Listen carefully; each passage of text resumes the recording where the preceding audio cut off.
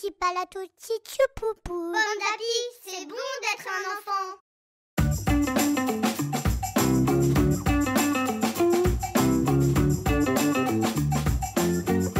Bonjour à tous et bienvenue pour ce nouveau rendez-vous des petites pages. Je me réjouis comme toujours de vous présenter deux nouveaux coups de cœur, à commencer par celui du magazine Pomme d'Api, qui, comme souvent, me propose des livres gigantesques.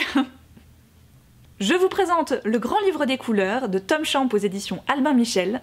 Et de mon côté, je vous présenterai Tout seul de Rosemarie Chojaille aux éditions Didier Jeunesse. Donc, dans Le Grand Livre des Couleurs, nous allons rencontrer un petit chat, Otto, qui se lève un matin en voyant que c'est bien triste dehors, il fait tout gris. C'est nul le gris. C'est pas beau le gris.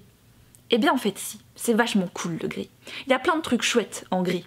Et après en noir, en blanc, en bleu, en rose, en jaune, enfin bref, vous l'aurez compris, on passe d'une couleur à l'autre.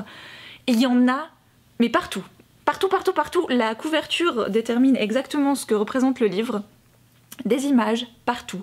Du texte qui va faire rigoler, attention, pas que les petits, mais aussi les grands. C'est le livre qui va vous prendre des heures et des heures de contemplation et de montrer et de nommer des choses.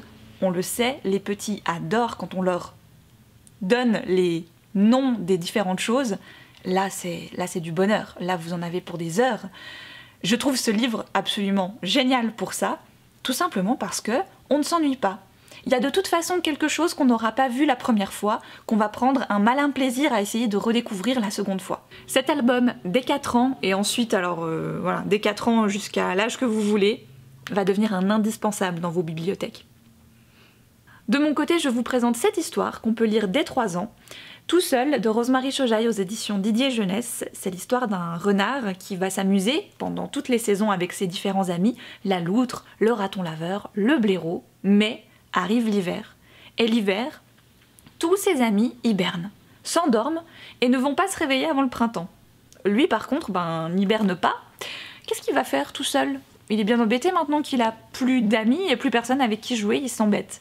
Mais heureusement, il va se faire un nouvel ami assez rapidement, un ami d'ailleurs qu'il n'avait jamais rencontré avant.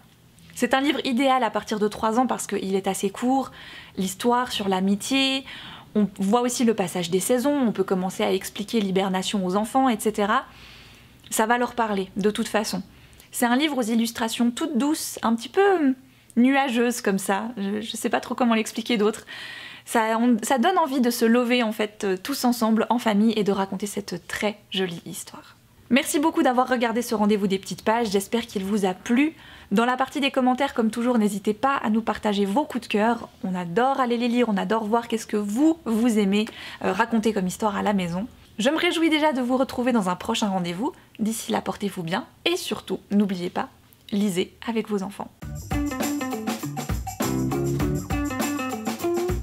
Petit papalotti, petit poupou. Papalotti. Pomme d'Api, c'est bon